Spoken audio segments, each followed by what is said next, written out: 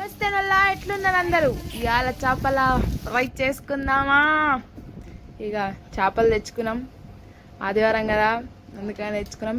ఒక గిన్నె తీసుకొని దాంట్లో కారం వేసుకోరి, జర గట్టి కారం తినేటోళ్ళు అయితే కొంచెం కారం ఎక్కువ వేసుకోర్రి, తర్వాత కొంచెం పసుపు వేసుకోర్రి, తర్వాత ఉప్పు వేసుకోర్రి. మీకు ఉప్పు కొంచెం ఎక్కువ తినేటోళ్ళు అయితే ఎక్కువ వేసుకోర్రి, కొంచెం తినేటోళ్ళు కొంచెం వేసుకోర్రి.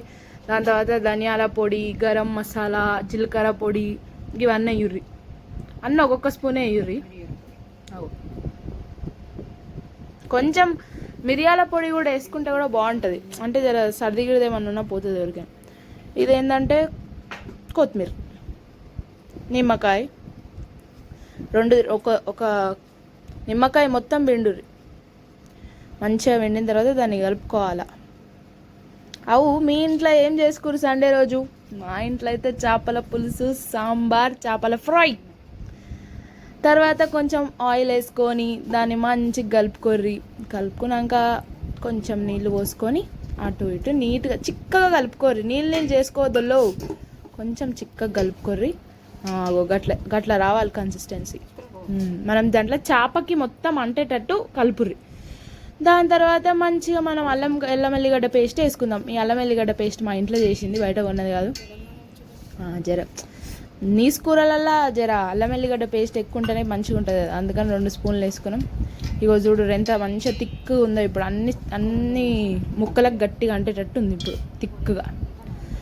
ఇప్పుడు ఇట్లా అవ్వంగానే ఒక 5 నిమిషాలు మాత్రమే దాన్ని పక్కకు పెట్టి, అట్లా మ్యాగ్నేట్ అన్నట్టు 5 నిమిషాలకి అట్లా పక్కకు పెట్టి, ఒక్కొక్క మంచి చేప ముక్కను తీసుకొని మంచిగా దానికి అటు ఇటు పక్కకి అన్నిట్లలో నీట్గా కొంచెం కూడా దాని ఫ్లెష్గా అనిపించకుండా అంటించి పక్కకు పెట్టుర్రి. అన్నీ అయిపోయాక ఒక పెంకలో కొంచెం నూనె పోసుకొని, నూనెలో దీన్ని వేపకుర్రి, కొంచెం నూనెనే పోసుకొని నూనె మీద వీటిని వేంపుర్రి.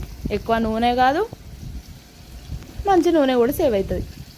గట్లాగో చూడు అవి ఎట్లా ఎగుతున్నాయి అంటున్నాయి అవి. మీరేం తిన్నారు, ఏం చేస్తుర్రు? ఇంకా నెక్స్ట్ ఏం వండాలనో ఒక కామెంట్ పెట్టుకోర్రి, చేసుకుందాం. మీరు కూడా ఇది ఇంట్లో ట్రై అయ్యుర్రి. మీకు మంచిగా వస్తే ఒక కామెంట్ చేయరు, మంచి రాకపోయినా కామెంట్ చేయరు. నెక్స్ట్ టైం మీరేం రాంగ్ చేసిరో నేను చెప్తా. అయిపోయిందా? మంచిగా గట్టిగా చూడు రాగు, అది తిప్పంగానే మంచి గాలి ఉంటుంది. నూనె ఎక్కువ పోసుకోం మేము, అందుకని జర కింద కంటుకుంటాం.